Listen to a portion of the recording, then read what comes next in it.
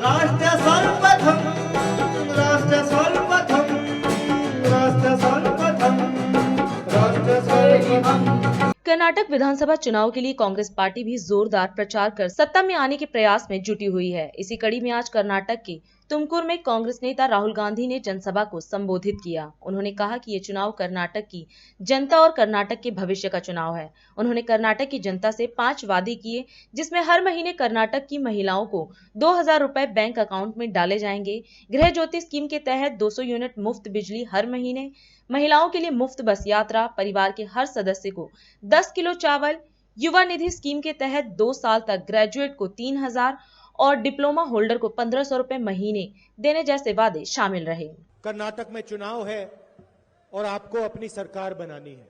आपको याद होगा कि पिछले चुनाव में आपने बीजेपी की सरकार नहीं चुनी थी। सरकार का काम जनता को उनका पैसा देने का होता है। सरकार का काम शिक्षा में, स्वास्थ्य में, सड़कों में पैसा डालने का होता है। आपकी जेब से, किसानों की जेब से, मजदूरों, छोटे दुकानदारों की जेब से इन्होंने पैसा निकाला। यहां पुलिस सब इंस्पेक्टर स्कैम हुआ, असिस्टेंट प्रोफेसर स्कैम हुआ, असिस्टेंट इंजीनियर स्कैम हुआ, कोऑपरेटिव बैंक स्कैम हुआ।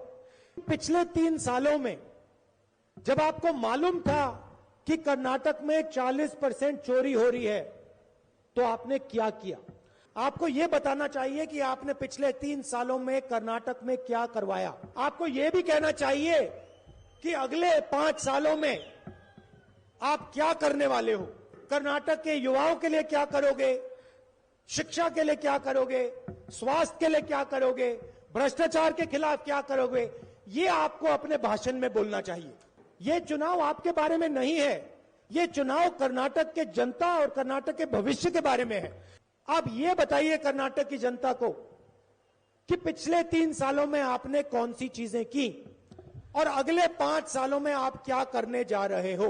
और दूसरी बात, जैसे हम यहां आते हैं, हम भाषण देते हैं, हम अपनी नेताओं के बारे में बात करते हैं, तो हमारा पहला कदम गृह लक्ष्मी स्कीम, जिसमें हम हर महीने कर्नाटक की महिलाओं को 2000 रुपए बैंक अकाउंट में डालेंगे।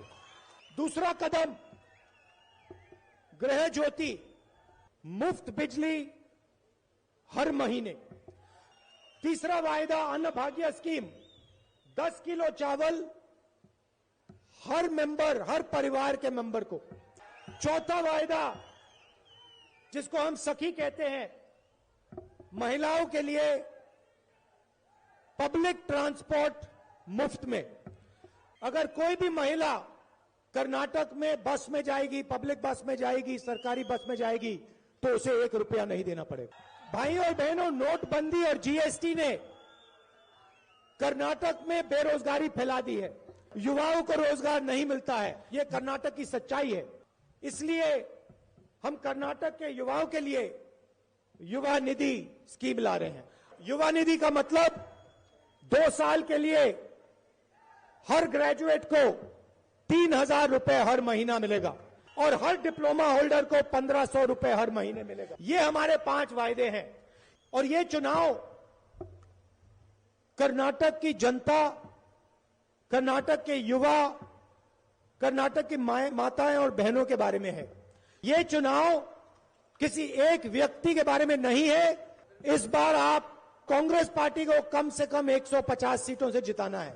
आप यहां आए, इतने प्यार से आपने मेरी बात सुनी, इसके लिए मैं आपको दिल से धन्यवाद करता हूं। और अधिक खबरों के लिए आप हमारे YouTube चैनल दैनिक इंडिया दर्पण को अभी सब्सक्राइब करें और नोटिफिकेशन के लिए बेल आइकन को प्रेस करना ना भूलें।